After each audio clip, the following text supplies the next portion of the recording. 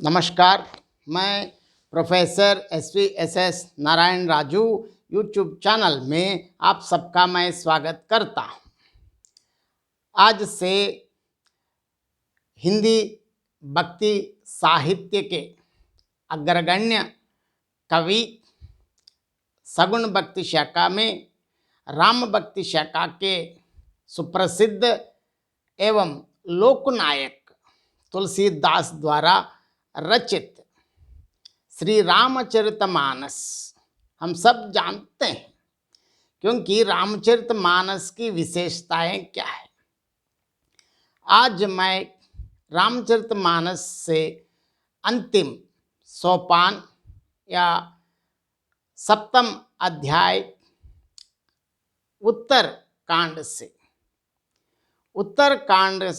से संबंधित विभिन्न पदों की व्याख्या अब मैं करने जा रहा हूँ। हम सब जानते हैं उत्तरकांड का आरंभ श्री राम जी के आगमन से आरंभ होता है और इस उत्तरकांड की विशेषता यह है कि रामराज्य की परिकल्पना हम जो बार बार चर्चा करते हैं, इसकी संपूर्ण साकार रूप उत्तरकांड में हम देख सकते हैं। तो मैं अब इस श्रृंखला के विभिन्न पदों की व्याख्या में मैं अभी आगे बढ़ रहा हूँ। देखिए, शुरुआत जो प्रारंभ गोस्वामी तुलसीदास जी क्या कहते हैं हम देखेंगे। रहा एक दिन अवधि कर अति आरत पुरलोक, जह तह सोचहि नारी नर कृस तन राम वियोग। सगुन हो ही सुंदर सकल मन प्रसन्न सब केर, प्रभु आगबन जनाब जन नगर रम्य चहु फेर। कौसल्यादि मात सब मन आनंद अस होई, आयव प्रभु श्री अनुज जुत कहन चाहत अब कोई। भरत नयन बुझ दक्षिण फरकत बारहि बार, जानि सगुन मन हर्ष अति लागे करन विचार। रहे वो एक दिन अवधि अदारा, समुझति मन दुख भयउ अपारा। कारण कवन नात नहीं आयव, जानि कुटिल किदों मोहि बिसरायव। आहा धन्य लच मन बड़ बागी, राम पदार बिंदु अनुरागी। कपटी कुटिल मोहि प्रभु चिन्हा, ताते नात संग नहीं लीन्हा। जौं करनी समुझें प्रभु मोरी, नहीं निस्तार कल्प सत कोरी। जब अवगुण प्रभु मान न काऊ, दीन बंध अति मृदुल सुभाऊ। मोरे जी भरोस दृढ़ सोई, मिली ही राम सगन शुभ होई।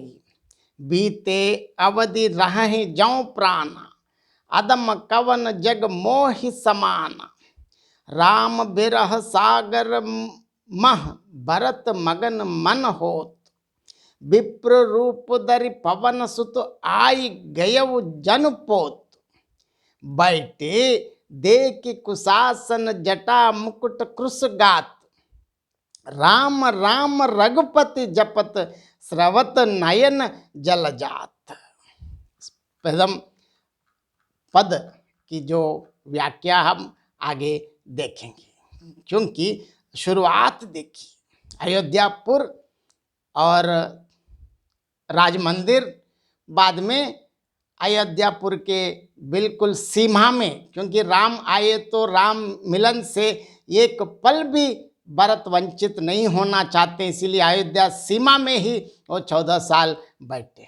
अब देखिए अयोध्यापुर, राजमंदिर और अयोध्या के सीमाओं में बैठे भरत, इन तीनों के साथ क्या क्या हुआ है हम देखेंगे। रहा एक दिन अवधि कर अति आरत पुरलोक, जह तह सोचहि नारि नर कृस तन राम वियोग। देखिए अब क्या हुआ है, राम आने का जो 14 साल का जो समय है, अवधि, समय सीमा के लिए बस एक ही दिन बाकी है, बस एक ही दिन बच गया है। मतलब राम अब अयोध्या आने वाले हैं। और ऐसे देखिए, इस स्थिति में 14 साल तक राम के लिए तड़पते तड़पते, देखते देखते, इंतजार मतलब प्रतीक्षारत अयोध्यापुर वासियां एकदम ऐसे हो गए हैं कि राम के वियोग में दुबले, क्योंकि वो कुछ नहीं, मतलब राम राम करते हुए ऐसे स्त्री मतलब संपूर्ण पुरजन ऐसे सोच रहे, जहां तहां सोच विचार कर रहे हैं कि श्री राम जी अभी तक क्यों नहीं आए हैं, कम से कम सीमाओं तक तो आना चाहिए, क्योंकि अंदर आने के लिए एक दिन बाकी है, लेकिन सीमा तक तो पहुंचना चाहिए, लेकिन क्यों श्री राम जी पहुंच नहीं पाए हैं। और इस प्रकार सोच विचार करके घूम घामते वक्त अब देखिए प्रभु आ रहे हैं। तो अयोध्यापुर क्या है, अयोध्या के आसपास में स्थित प्रकृति में भी अनेक परिवर्तन दिख रहे हैं। कैसे, सगन होए ही सुंदर सकल मन प्रसन्न सब केर, प्रभु आगवन जनाव जन नगर रम्य चहु फेर, ऐसे कह रहे हैं। देखिए ऐसे देखते देखते अभी तक तो अधैर्य, थोड़ा धैर्य खो बैठे हैं, लेकिन अभी प्रकृति में भी ऐसे सुंदर शुभ ऐसे अनेक शकुन होने लगे और संपूर्ण अयोध्यापुर वासियों के मन बिल्कुल प्रसन्न हो गए हैं। नगर भी ऐसे अयोध्या के चारों ओर से रमणीक हो गया है, मानो ये सब के सब चिन्ह प्रभु के आने की सूचना दे रहे हो। हम सब जानते हैं वियोग संयोग अवस्थाओं की बात, क्योंकि सूरदास भी गोपियों के माध्यम से तब ये लता लगती अति शीतल अब विषम ज्वार की पुंज, भगवान कृष्ण के साथ अति शीतल अब विषम ज्वार की पुंज। यहाँ भी अभी तक राम के बिना प्रकृति में बहुत ऐसा लगा, प्रकृति भी रो रही है। जैसे राम आने की सूचना मिलते ही अब सारे पूर्ववासियों को ये आभास हो रहा है कि प्रकृति भी बहुत खुशी से ऐसे ऐसे शुभ शकुन, सुंदर और शुभ इतने चिन्ह दिखा रहे हैं। और आगे अब राज मंदिर में क्या स्थिति है हम देखेंगे। तुलसीदास जी बढ़िया बताते हैं। देखिए, कौशल्यादि मात सब मन आनंद अस होई, आए प्रभु श्री अनुज जुत कहन चाहत अब कोई। कौशल्या, सुमित्रा, कैकेयी, सारी रानियां और तीनों राजमाताएं दो ऐसी स्थिति में है कि इतनी अब पता बहुत हर्ष और प्रसन्न का अनुभव कर रही है। और इनके साथ साथ अब ऐसे उनकी इच्छा ये है कि अभी कोई आके श्री राम जी आ गए हैं सुने। और यहाँ कौन कौन आने वाले हैं, अब किसकी आगमन की प्रतीक्षारत हैं सारी माताएं। हम सब जानते हैं विश्व में संपूर्ण संपत्ति की अधिकारिणी श्री महालक्ष्मी स्वरूप सीता, परम प्रभु श्री रामचंद्र जी, स्वयं आदिशेष का जो अवतार लक्ष्मण जी। अब ऐसे हैं कि माताएं चाहती हैं कि अभी कोई आए और ऐसे बताए हैं कि सीताराम लक्ष्मण तीनों आ गए हैं, ऐसे वो सुनना चाहती हैं। और भरत की स्थिति अब देखेंगे। भरत नयन बुझ दक्षिण फरकत बार ही बार, जान सगुन मन हर्ष अति लागे करे विचार। देखिए अब कैसे हैं, आमतौर पर ऐसे शुभ शकुन माना जाता है। यहाँ भरत जी के लिए क्या है, देखिए, भरत की दाहिनी आंख और भुजा निरंतर फड़क रही है। ऐसा माना जाता है कि दाहिनी भुजा या आंख फड़ने मतलब फड़फड़ाने से ये माना जाता है कि लोगों में एक विश्वास है कि कुछ शुभ होने वाले हैं। और भरत के लिए राम आने से और क्या शुभ होता है। और देखिए, इसे बहुत मंगलदायक शकुन मतलब शुभ शकुन जानकर उनका भरत जी का मन अत्यंत हर्षित हुआ। और इसी बीच में भरत क्या सोच रहा है, तुलसीदास जी के शब्दों में आगे हम देखेंगे। रहे वो एक दिन अवधि अदारा, समुझत मन दुख भयउ अपारा। कारण कवन नात नहीं आयऊ, जान कुटिल की दो मोहि बिसरायऊ। देखिए, अब श्री राम जी आने का तो एक ही दिन बचा है, अवधि कितना बचा है? एक ही दिन। लेकिन भरत जी ने क्या कहा राम से? 14 साल तक मैं अयोध्या में रहूंगा, अगर आप आने में एक क्षण भी व्यवधान होने से मैं अपने प्राण त्याग करूंगा, क्योंकि मेरे लिए प्राण मतलब अभी मेरा आयु कितना है, राम जाने के पहले बता दिया 14 साल। अगर आप आने में एक क्षण भी व्यवधान हो जाए तो मैं प्राण त्याग करूंगा। आप आए तो ही आपके भाई भरत जीवित रहेंगे। इसी शर्त पे राम को आगे जाने के लिए उन्होंने छोड़ दिया। अब देखिए, अब ऐसे सोचिए, अब एक ही दिन मतलब मेरे जीवन के लिए अब आधार एक ही दिन बचा है। यह विचार आते ही भरत जी के मन में बहुत अपार दुख का भी अनुभव हुआ। क्यों? कारण यह है कि अभी तक क्यों स्वामी नहीं आए, कम से कम तो आगे तक आके वहां रह सकते हैं। लेकिन शायद मुझको कुटिल जानकर उन्होंने मुझको भूल गए होंगे, ऐसे सोच रहे हैं। और आगे देखिए, आहा हा हा, धन्य लक्ष्मण बड़बागी, राम पदार बिंद अनुरागी, कपटी कुटिल मोहि प्रभु चिन्हा, ताते नात संग नहीं लेन्हा। देखिए, और इसके साथ साथ अपने और एक भाई लक्ष्मण जी के भाग्य के हा हा हा, मतलब लक्ष्मण का भाग्य, क्या भाग्य है, क्योंकि सदा सदा श्री रामचंद्र प्रभु के चरण कमलों के साथ रहने के लिए उनको ये शुभ अवसर प्राप्त हुआ। इसके लिए मैं क्या क्या कहाँ तक उसके बारे में प्रशंसा करूं, क्योंकि लक्ष्मण धन्य है, उनका जीवन इसलिए धन्य है कि वे हमेशा बड़े भाग्यवान इसलिए हैं कि जो श्री रामचंद्र प्रभु के चरण कमल के प्रेमी हैं।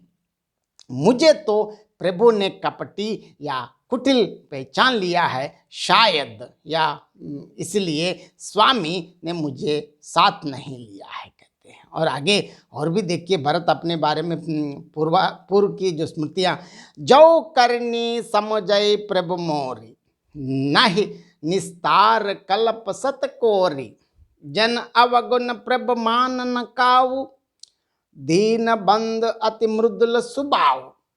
देखिए, अगर एक बार मैंने जो अपने जो कार्य किया इस पर मैंने कभी ध्यान दे तो लगता है कि क्योंकि ऐसे अन्याय राम के साथ मेरी वजह से हुआ है, अगर इस पाप तो करोड़ों कल्पों तक भी से मैं उससे मुक्ति पाने का तो सवाल ही नहीं उठता है। यदि प्रभु मेरी करनी पर ध्यान दें तो 100 करोड़ मतलब अनंत कल्पों तक भी मेरा निस्तार नहीं हो सकता है। परंतु देखिए, प्रभु की गुण बताते, जन अवगुण प्रभु मान न कावो, दीन बंद अति मृदुल स्वभाव। क्योंकि प्रभु परम दयालु है, प्रभु सेवकों के अवगुण कभी नहीं देखते, क्योंकि वो समदर्शी हैं, प्रेमी हैं, उनके लिए कुछ नहीं चाहिए, भक्ति चाहिए बस। वे दीन बंधु हैं और उनका स्वभाव अत्यंत कोमल है, हम सब जानते हैं। मोरे जी बरोस दृढ़ सोई, मिल ही राम सगन शुभ होई, बीते अवधि रहा जाऊं प्राण, अदम कवन जग मोहि समाना। देखिए, भरत इतना दृढ़ विश्वास के साथ कहते हैं कि श्री राम जी तो अवश्य मिलेंगे, क्योंकि अब सारे शुभ शकुन दिख रहे हैं, मतलब प्रकृति भी पुलकित हो रही है और ऐसे हैं। और किंतु अवधि बीत जाते मतलब एक दिन के समय अब आगे जाते जाते उनको लग रहा है कि शायद अब प्रभु आने से ही मैं प्राणों से रहूंगा, नहीं है तो अब मैं इसमें रहना ही मुश्किल है। तो इसीलिए अवधि मतलब समय सीमा बीत जाने पर यदि मेरे प्राण रह गए तो जगत में मेरे समान अदम कौन होगा, क्योंकि प्रभु जी को मैंने वादा दिया, आप आने मतलब 14 साल से एक पल व्यवधान भी मैं नहीं सह पाऊंगा।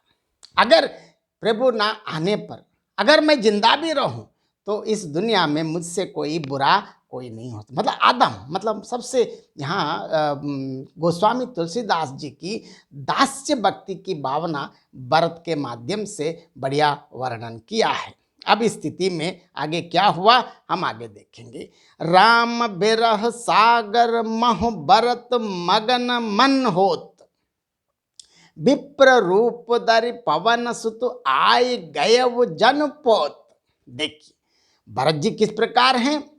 सागर मतलब समुद्र, मतलब बहुत अनंत है, इतने जो दुख में डूबा हुआ है भरत, लेकिन इतने में कौन आए हैं, पवन सुत। वो भी कैसे हैं, हनुमान जी सीधा आए नहीं, विप्र रूप, मतलब पहले भरत को वो परीक्षण करना चाहते हैं, क्योंकि अगर भरत कोई कुटिल करके राम को कोई हानि करेंगे तो हनुमान जी की सोच है, लेकिन भरत तो ऐसे नहीं है। लेकिन बाद में वो कथा हम आगे देखेंगे। देखिए इस प्रकार हनुमान जी पवन सुत मतलब पवन पुत्र हनुमान जी ब्राह्मण का रूप धारण किए हुए कैसे आए हैं। देखिए विप्र रूप धरि पवन सुत आय गयव जनपोत।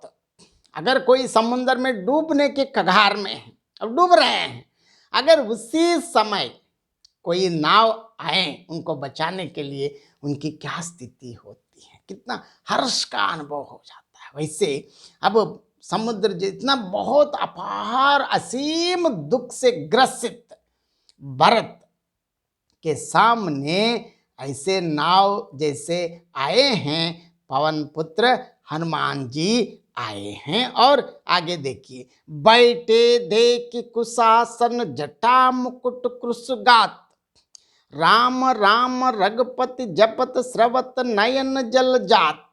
क्या कहा है, देखिए हनुमान जी ने देखा, क्या देखा है वहां, दुर्बल शरीर, मतलब वही हुष्ट पुष्ट नहीं है, और राजकुमार हैं, राजा भी थे, लेकिन ऐसे कि एकदम दुबले पतले हो गए हैं। और जटाओं का मुकुट, स्वर्ण मुकुट नहीं है, जटा मुकुट बनाए, क्या कर रहे हैं, राम राम रघुपति।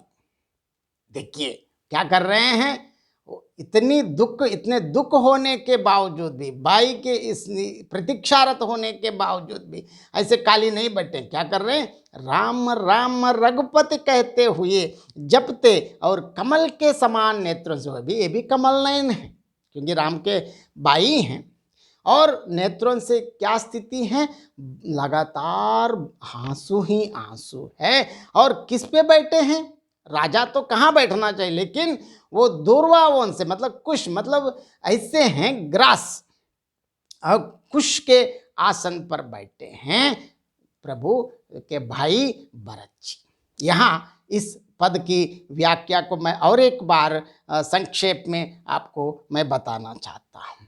अवधि मतलब, अब अवधि मतलब राम आने का जो समय सीमा एक ही दिन बाकी रह गया है, लेकिन नगर के सारे अयोध्यापुर के संपूर्ण वासियां बहुत अधीर हो गए हैं। राम के वियोग में एकदम दुबले हुए संपूर्ण अयोध्यापुर वासियां जहां तहां सोचकर इधर उधर घूम रहे हैं, क्योंकि प्रभु जी क्यों नहीं आए हैं। इतने में ही, इसी प्रकार इसी समय में ही सब सुंदर शकुन होने लगे और सबके मन प्रसन्न हो गए हैं। नगर भी चारों ओर से रमणीक हो गया है, मानो ये सब के सब चिन्ह प्रभु के आगमन के ही पता चल रहा है। कौशल्या आदि मतलब सभी माताओं आदि सब माताओं के मन में ऐसा आनंद हो रहा है जैसे अभी कोई कहना ही चाहता है कि सीता जी, लक्ष्मण जी और प्रभु श्री रामचंद्र जी आ गए हैं।